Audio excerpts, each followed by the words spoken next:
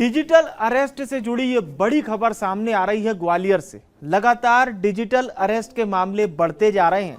बात सिर्फ मध्य प्रदेश की ही करें तो हालिया समय में जिस तरह से डिजिटल अरेस्ट के मामलों में लगातार बढ़ोतरी हुई है वो एक चिंता का विषय है। पढ़े लिखे लोग डिजिटली अरेस्ट हो रहे हैं, जबकि कानूनी प्रावधान में ऐसी कोई भी धारा मौजूद नहीं है। इसे लेकर शासन प्रशासन लगातार लोगों को आगाह भी कर रहा है, लोगों को अवेयर भी किया जा रहा है।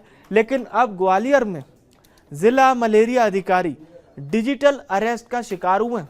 इस पूरे मामले को लेकर पुलिस की ओर से भी जानकारी सामने आई है, वो सुनवा देते हैं आपको।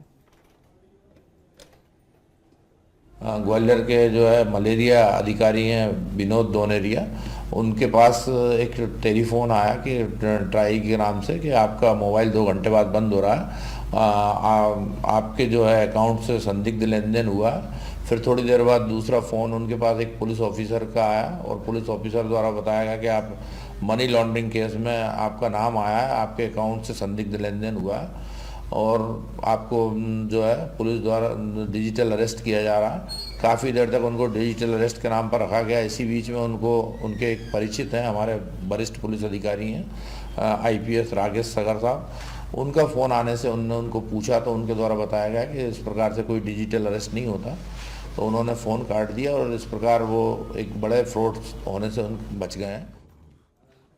तो देखिए, ये मामले लगातार बढ़ते जा रहे हैं, जो कि बहुत ही चिंता का विषय है। हमारे सहयोगी मनोज राठौर इस खबर पर लाइव जुड़ रहे हैं। मनोज जी, जिस प्रकार से ये मामले बिल्कुल थमने का नाम नहीं ले रहे हैं, अवेयरनेस तो बढ़ाई जा रही है, साथ ही साथ हमने देखा किस प्रकार से हेल्प डेस्क का भी गठन किया गया, पर फिलहाल ऐसा लग नहीं रहा है कि साइबर ठगी के ये मामले कहीं रुकेंगे, क्योंकि अभी तो ये लगातार जारी हैं।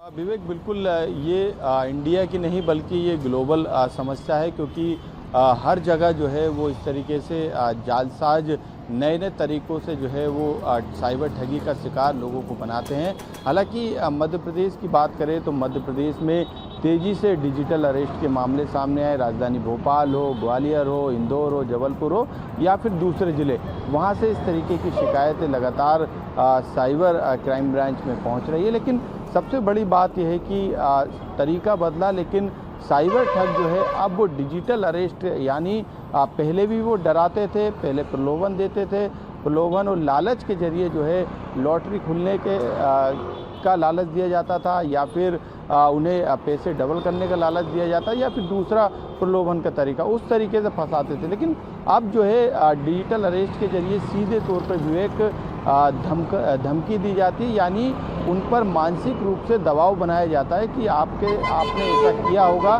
तो आपके साथ ये हो जाएगा, आप मनी लॉन्ड्रिंग के केस में फंस जाएंगे, या फिर अलग अलग तरीक़ों से। और बाकायदा वीडियो कॉल के जरिए जो साइबर ठग रहते हैं वो सरकारी वर्दियों में नज़र आते हैं, चाहे CBI के अधिकारी बनकर हो या पुलिस के अधिकारी बनकर हो, क्राइम ब्रांच के अधिकारी बनकर हो, और ये कहीं ना कहीं डर जो है सामने वाले व्यक्ति के मन में बैठ जाता है और वो डिजिटल अरेस्ट हो जाता है। और उसके बाद वो उससे बचने के लिए, उससे छुटकारा पाने के लिए साइबर ठगी का शिकार हो जाता है और एक मोटी रकम जो है वो ट्रांसफ़र कर देता है। राजधानी भोपाल के अवधपुरी में भी 10 लाख रुपए अलग अलग खातों से साइबर ठगों ने अपने खातों में ट्रांसफ़र कराए।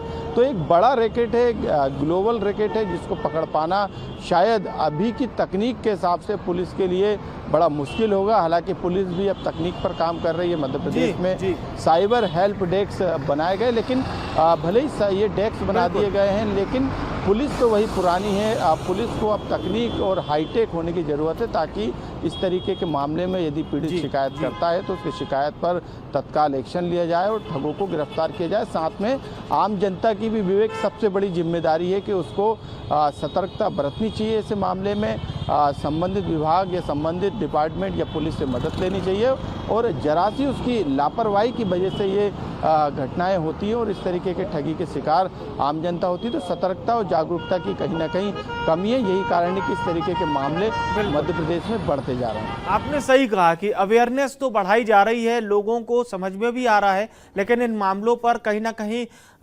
खुशी और संतुष्टि तब होगी जब इन मामलों पर अंकुश लगे। आपको बहुत बहुत शुक्रिया मनोज जी, तमाम जानकारी दर्शकों तक पहुंचाने के लिए।